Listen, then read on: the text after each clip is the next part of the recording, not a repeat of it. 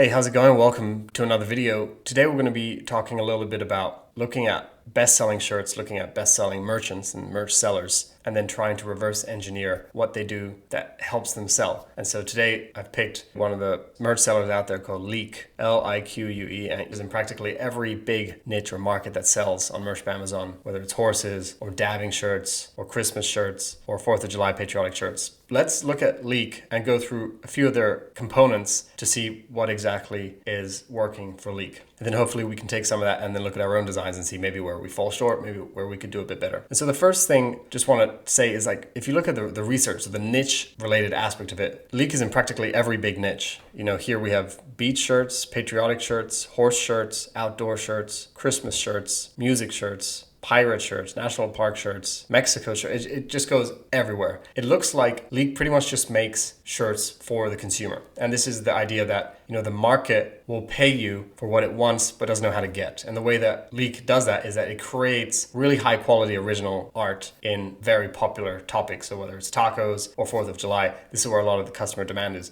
And so Lique is addressing that market. So that's the first step about the research phase. Another thing is that within the niche, so let's say that Lique is making 4th of July patriotic shirts, which I would argue is probably one of their specialty. They've got thousands of shirts in one niche. Sale. And if you look over here, over 1,000 results. That's at least 1,000 shirts. And this is just in patriotic shirts. So, you know, you can go over to horses or tacos or Christmas. This is the idea of having a really fat niche. And Ken Reel, who's just a really great merch seller and shares great information, talks about whenever you enter a niche, you have to have a fat position.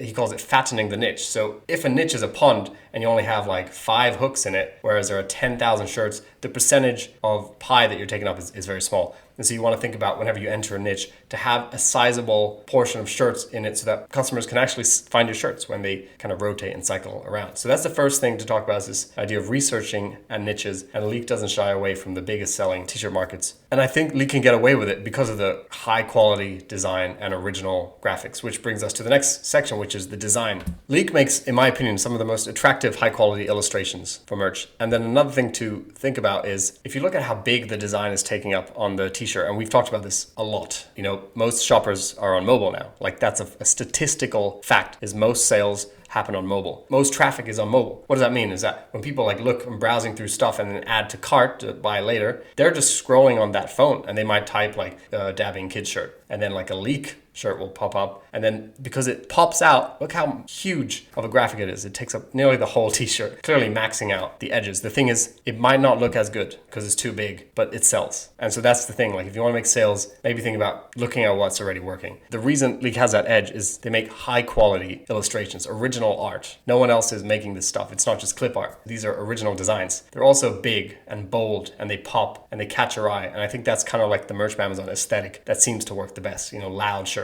Again, making shirts for what the customer wants, right? It's not really about, you know, you and your brand, even though I think brand merch is just growing every day. And what I mean by that is, if you look at like the top selling shirts, you know, whether they're Marvel or Star Wars, etc., it's going to be more and more like that. And when you get into like holiday seasons, you're going to see big brands dominating. Like already, if you type Halloween shirt, you'll see like a ton of them are just from big brands. But anyway, this is what gives, I think, Lique the edge, right? Original, high quality illustrations that pop and are big and are actually, you know, visually very attractive. If we look at the keywords that Lique is using, now I know that Lique uses ads, because when you're running ads to kind of broad keywords, you can start to rank for the broad keywords. What I've noticed anyways is that if you type here in Amazon, 4th of July shirts, the number one auto-suggest keyword is for men. And I think that's kind of how Lique approaches keywords. Lique will go after the highest traffic keyword often. And then we'll also include things like men in the title, girls, kids, women, boys, kids, men,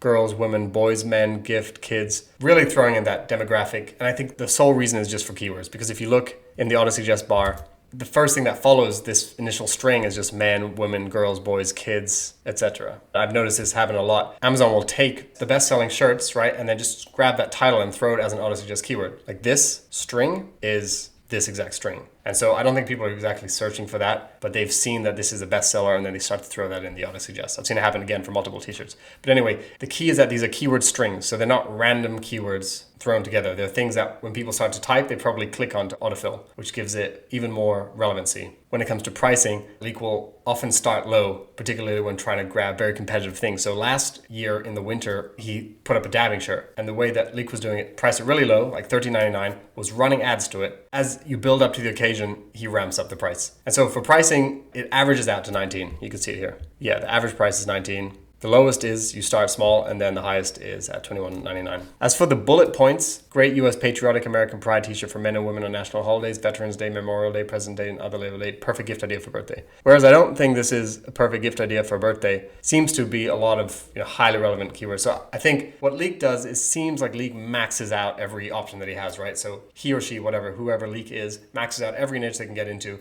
They max out with the highest traffic keywords, right? They max out their bullets. They max out the design. Everything is maxed out. I think the reason Leek gets away with it, there are a lot of high traffic keywords and there are a lot of really high quality original graphics that people want to buy. And so to summarize, what we can take away is this. High quality original graphics that are big on shirt tends to sell. High traffic keywords in the title. Having a huge presence in a niche will increase your chances of making a sale. Running ads will probably boost your BSR and ranking of the shirt because it just proves to Amazon that the shirt is worthy of sales. Another shirt which no one has ever bought, it just doesn't know what to do with it. It doesn't have the data. When Amazon cycles out shirts for keyword strings, let's say 4th of July shirts, part of the thing that it's doing is looking, okay, so what's the relationship between impressions, so how many people see the shirt, click-through rates, so how many people click into the shirt, and then the sale. And then they balance out those three metrics, impression, click, sale, or maybe add to carts and things like that, or maybe time on page, rotating the algorithm to optimize for that keyword because Amazon is built to give the customer what it wants. Customer is king. They determine that by if someone types in 4th of July shirts and they buy a particular shirt more often than not, that's what the customer is looking for. It's kind of similar how YouTube works or Google works with ranking thing. The same thing applies. The bottom line is if you can give customers what they want, you should be good to go. And I think when people are struggling with shirt sales and they don't know what's going on, it helps to look at people who are selling regularly. What are they doing that I'm not doing that I could do to improve? And this is by no means saying that Leek is the benchmark or the metric for what a good merch shirt is, but we just know that Leek has sold tons and sells every day tons and tons of shirts. And there must be something behind it that's driving those sales. Probably up there is the original high quality designs in high traffic niches and markets. All right, thank you so much for watching. Hopefully that was useful. Let me know in the comments what you think. And if you haven't subscribed, please feel free to subscribe. Thank you so much. Talk soon.